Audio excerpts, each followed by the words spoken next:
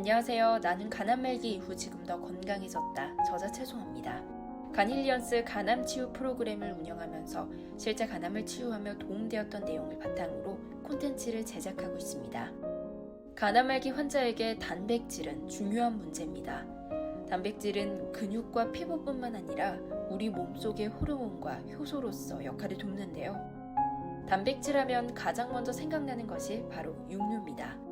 일반인의 경우 섭취하기도 가장 간편하고 활용도도 높아 아무런 문제가 없겠지만 육류 자체를 소화시키는 것이 간암 환자에게는 많은 어려움이 있을 수 있습니다. 특히 숯불구이, 가공된 육류 등은 아질산염이 증가하고 발암물질을 다량으로 섭취하는 셈이 됩니다.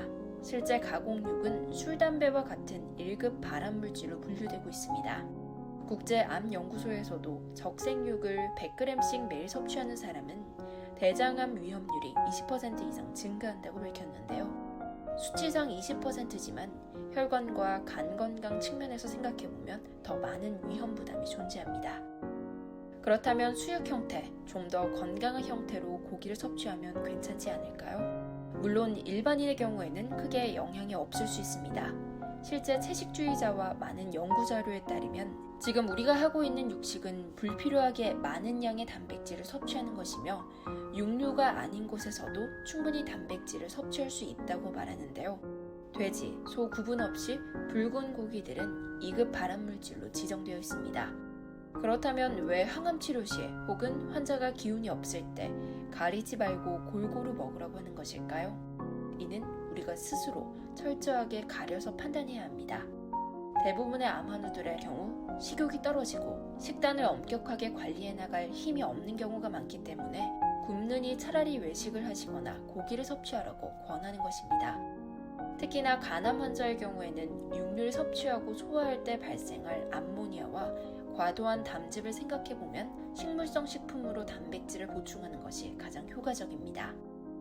일반인의 경우에도 동물성 식품 섭취가 암을 유발할 수 있으므로 주의를 권고하고 있는데 암 환자라면 무조건 피하는 것이 당연합니다. 암 환우들이 식물성 식품 섭취를 대부분 꺼리는 이유는 맛이 없어서인데요. 여태 먹던 식단과는 다른 형태이기 때문입니다. 이때 천연효소와 조미료 등을 이용해 감칠맛을 내주고 입안에서 침이 많이 고일 수 있게 하는 것이 도움이 됩니다. 우리가 여태 기호대로 살아온 습관들이 암을 만든 것처럼 치유도 시작은 힘들지라도 바른 방향으로 설정하고 나아가는 것이 중요합니다.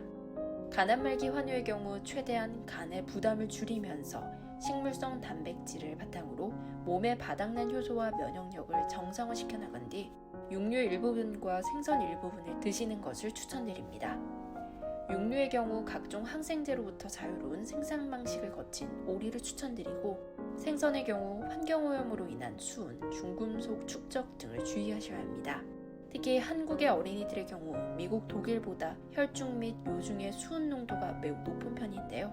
크기가 크고 바다 깊은 곳에서 살수록 수은 축적량이 많기 때문에 환우의 경우 크기가 작고 생애 주기가 짧은 생선 위주로 섭취 시 충분한 식이섬유와 함께 드시는 것을 추천드립니다. 암을 예방하는 식단과 암을 치료하는 식단이 달라야 하는 것처럼 간암 환자의 회복 기간 중에서도 최소한의 기간 동안에는 보다 엄격하게 단백질을 골라서 섭취해야 할 필요가 있겠습니다. 구체적인 질문 있으신 분들은 운영하고 있는 네이버 간힐리언스 카페에 질문 남겨주시면 가장 빠르고 정확하게 답변 받아보실 수 있습니다. 좋아요와 구독 그리고 영상이 도움되실 주변 분들을 위해 많은 공유 부탁드립니다. 늘 건강하시기 바랍니다.